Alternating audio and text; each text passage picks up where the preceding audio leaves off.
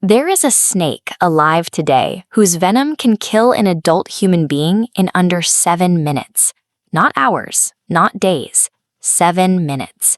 Yet the majority of venomous snakes on Earth could bite you, and you would likely survive without any medical treatment at all. The line separating a painful week from an irreversible fatality is drawn by 3 specific evolutionary metrics: delivery speed, a snake's behavioral temperament, and the molecular design of its payload. Determining which species is truly the most dangerous is a calculation of how these biological traits intersect with human vulnerability. Venom is an engineered biochemical cocktail refined by 100 million years of natural selection. Nature uses 3 methods to dismantle a body. Neurotoxins shut down the nervous system. Hemotoxins destroy red blood cells. Cytotoxins liquefy flesh. Some snakes blend all 3, creating a physiological attack that makes developing antivenom a significant challenge. Scientists measure this potency using the LD50 index. By this baseline, the most toxic snake venom on the planet is 400 times more lethal than pure cyanide, drop for drop. But raw potency is only one part of the equation. A snake poses a high risk to humans only when that toxicity is paired with long fangs, massive yields, and a defensive temperament. At the lower end of the lethality scale, the North American Copperhead is responsible for thousands of bites, but very few deaths. This is partly due to dry bites, strikes where the snake chooses to inject 0 venom to conserve its metabolic resources. Then there is the Gaboon Viper. It holds the world record for both the longest fangs, up to 5 centimeters, and the highest venom yield per bite. Yet it ranks as highly survivable. This snake causes almost no human fatalities because its temperament is profoundly passive. It relies entirely on camouflage and almost never strikes unless it is directly stepped on. When it does strike, those massive fangs inject venom so deeply into muscle tissue that the body's immune response is delayed.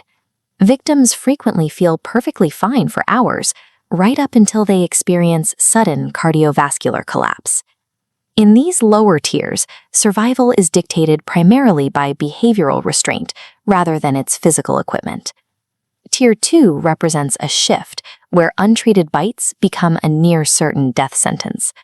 We see this with the king cobra, a predator that rises to eye level with humans and delivers enough neurotoxin in a single bite to kill an elephant. But the most deceptive danger in this tier is the Boomslang.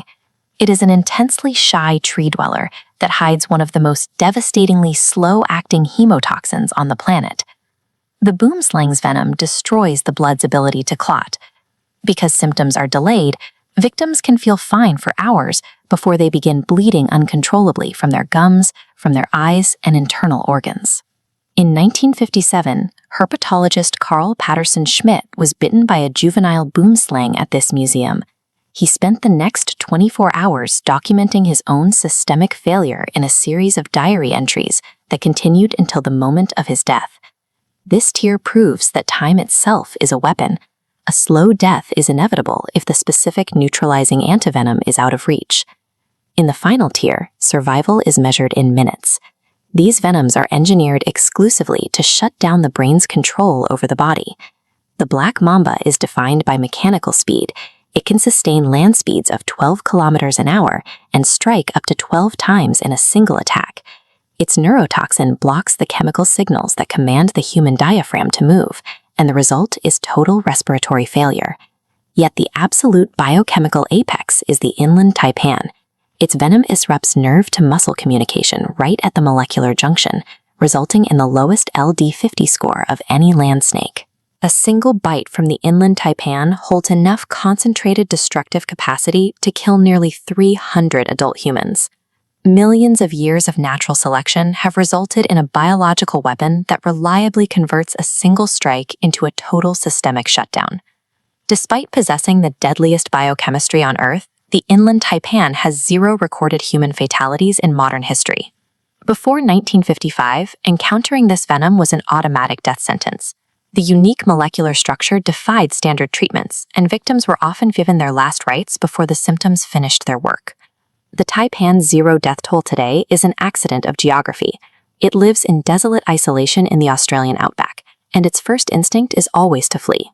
A biological weapon is only a threat when humanity unknowingly builds its world directly inside the weapon's firing range. That exact collision happens every day with the Russell's Viper. This irritable, lightning-fast snake is the undisputed true killer, accounting for the majority of global snakebite fatalities.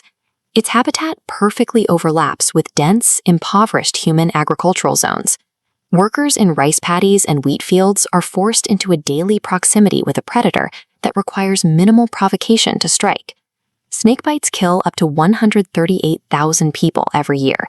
This has led global health authorities to classify snakebite envenomation as a Priority 1 neglected tropical disease.